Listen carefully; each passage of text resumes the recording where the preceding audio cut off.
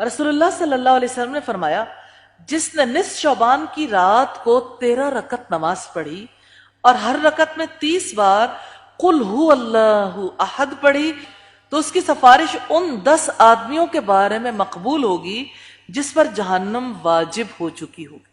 یہ بھی حدیث نہیں ہے، موضوع اور من گھڑت بات ہے۔ دین میں کسی من گھڑت بات کی کوئی گنجائش نہیں ہے۔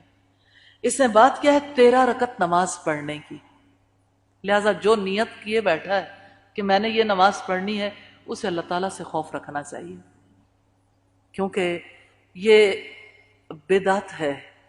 اور رسول اللہ صلی اللہ علیہ وسلم نے فرمایا کل محدثۃ بدعۃ، دین میں ہر نئی بات بدعت ہے، وکل بدعۃ ضلالۃ، ہر بدعت گمراہی ہے، وکل ضلالۃ فی النار، ہر گمراہی آگ میں لے جانے والی۔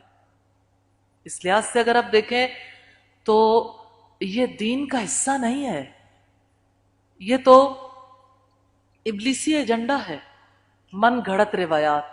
رسول اللہ صلی اللہ علیہ وسلم نے فرمایا من کذب علی متعمدا، جس نے جان بوجھ کر مجھ پر جھوٹ باندھا، فلیتبوا مقعدہ من النار، اس کو چاہیے کہ اپنا ٹھکانہ آگ میں بنا لے۔ تو یہ رسول اللہ صلی اللہ علیہ وسلم پر جھوٹ باندھ کر آگ میں ٹھکانہ بنانے کی بات ہے۔ اور ایسی کتابیں جن میں یہ روایات کی گئیں کتنے لوگوں کو آگ میں لے جانے کا سبب بن رہی ہیں۔